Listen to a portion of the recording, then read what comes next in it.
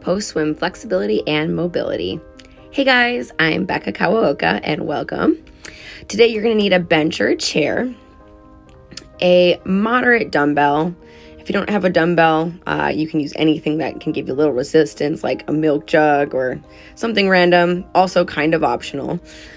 You will want a PVC stick. However, if you don't have a PVC stick or pipe, you can use a broomstick or a mop handle. And then very optional today is a small light ball, a therapy ball, tennis ball, lacrosse ball, whatever. All right, so let's get started. You're going to use your chair first. So go ahead and drop down on the knees with your hips on your heels. Go ahead and make your hands into a fist. And what we're going to do is press one hand down for 10 seconds, either side first. So you're just pressing your fist into the bench or chair. Think driving your pinky into the seat. Okay, and now that same side you were just pressing, okay, with your neck neutral. If you need to look up at me briefly, you can. You're just going to lift in the opposite direction. Lift as high as you can, okay? And we're holding that up, lifting that fist for 10 seconds. Very good. Let's go to the other side now. And we're going to push down. So we're going to push down for 10, lift for 10. So the idea is to really press down. You're going to feel that in the lat, maybe tricep a little bit, depending on what you did at your swim practice today.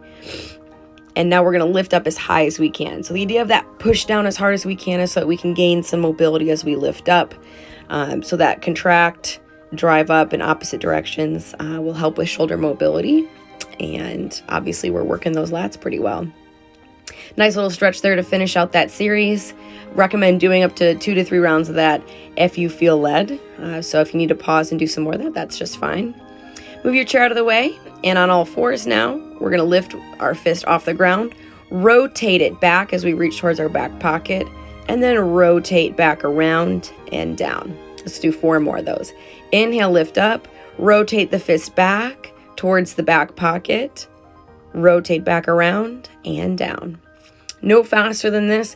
The idea is to find space in the shoulder and to create space. So we want to be strong where we move. So don't do this fast or rushed. Really try to lift as high as we can, rotate as much as we can, and keep lifting and rotating kind of as you go through this movement. And we're going to switch sides, try that on the other side. Reset. So again, we're on all fours. Get into your position.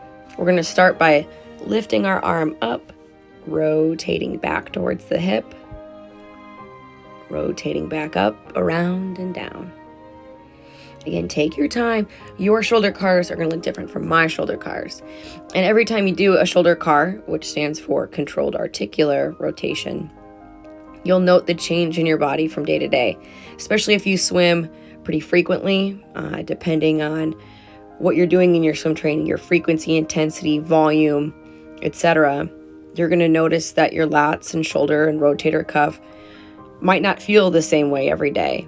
So this is a good way to check in with your body, build your mobility, build your control and awareness of your shoulder joint, and increase its ability or capacity to rotate. It's a very important function of the shoulder, really of all of our joints.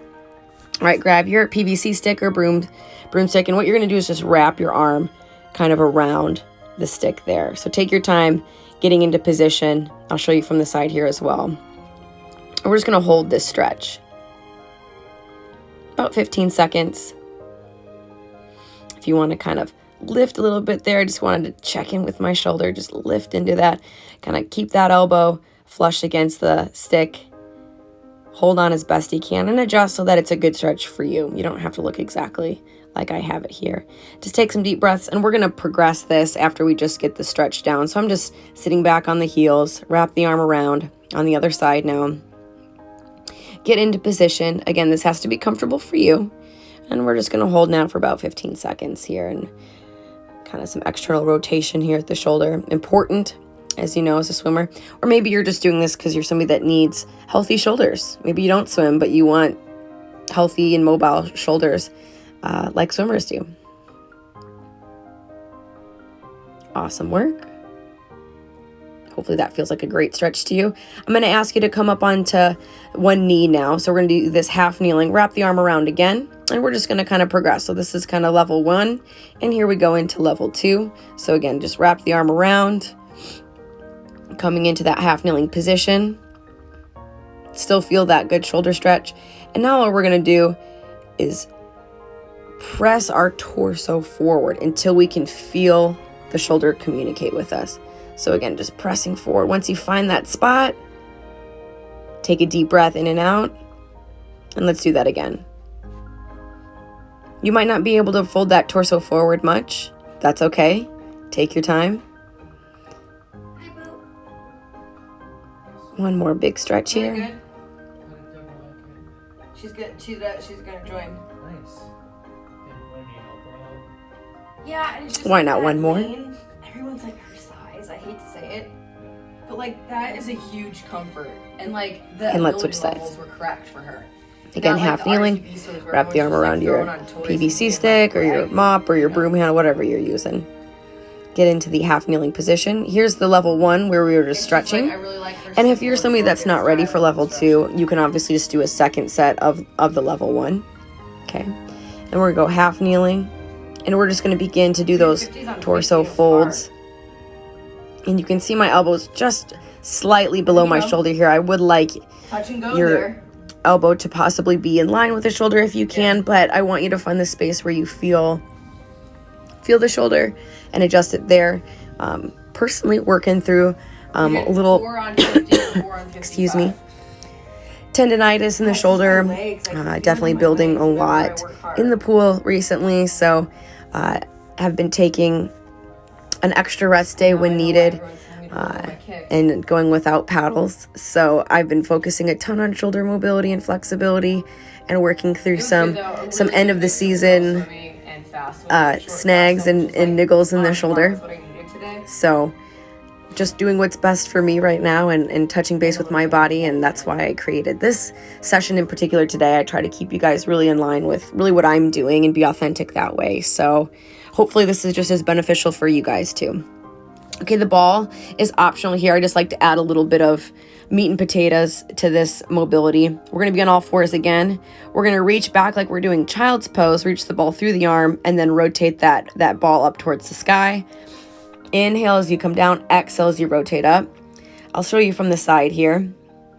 So again, you're on all fours. You're going to reach your arm through as you sit back on your heels and then rotate up towards the sky. So you get a nice stretch here in the back and the lats, and then you're working the thoracic spine mobility with that rotational reach. So just 5 aside. Here's what it looks like on the other side. Sit back, big stretch, and then a big reach up. Working lats, shoulder, spine, maybe a little bit of the lower back as well. I enjoy doing this one as a cyclist as well. And the next movement that we're going to do is also great for cyclists. So if you haven't put it together yet, maybe you're new to watching some of my videos, but first of all, welcome if that's you. But I am a triathlete, so things that double dip, different sports, I really enjoy. All right, so we're going to do a half kneeling windmill next. So grab your light to moderate weight or resistance item. Pop, let's see, this is my left knee. Pop your left knee forward. Okay, and your weight is in the same side here. I'm just going to pack that shoulder in or pull the shoulder into the joint. I'm going to rotate and reach to my side while keeping my eyes up on the dumbbell. So my elbow doesn't bend at all. I'm just sliding my hand down towards the ground, rotating to the side. So my spine's rotating, I'm reaching to the side. Great for core, great for spine, great for shoulders. So shoulders getting stability work with resistance overhead, nice and packed in there. Spine's getting a nice little bit of rotation, a little bit of lateral training. And then the core gets nice lateral work as well. Okay, so we've switched sides. I've packed the shoulder in, pulling the lat down, or another way to say that is to pull the shoulder into the joint. Just a nice little lateral reach. Eyes up on the prize. Anytime weight's overhead, I do like to keep eyes up there, just as safety. So take your time. You could do this without weight, or you could do it with the ball. If you don't have anything, you could use a shoe or a flip-flop. I mean, just be creative with what you've got at home. Great exercise there for more than one reason. So I'm glad that you've maybe incorporated that to newer exercise. All right, and last but not least, grab your couch or chair or bench again. And we're just going to put our hands flat on that bench. We're going to draw the kneeling position back, knees slightly under the hips there. We're going to inhale and just pull that back up, and then exhale and go the opposite direction with our spine. So inhale for cat, and just notice all the movements in the spine and the tailbone. Exhale for cow. So just think mobile spine. You want that spine to be nice and mobile. That's what we're working on here. But you're also going to get a great lat stretch here. Okay, and a nice little lower back action here. Really great, like I said, for cyclists. This is the one I was specifically thinking of. It just feels really nice. You don't have to do it on the bench. You can just do cat-cow on the ground. But I've just fallen in love with this modification. Think about using that, rotating that tailbone whenever you do cat and cow. All right, and that's it, guys. We're done. See you next time. I'll be sure to share a new video next week.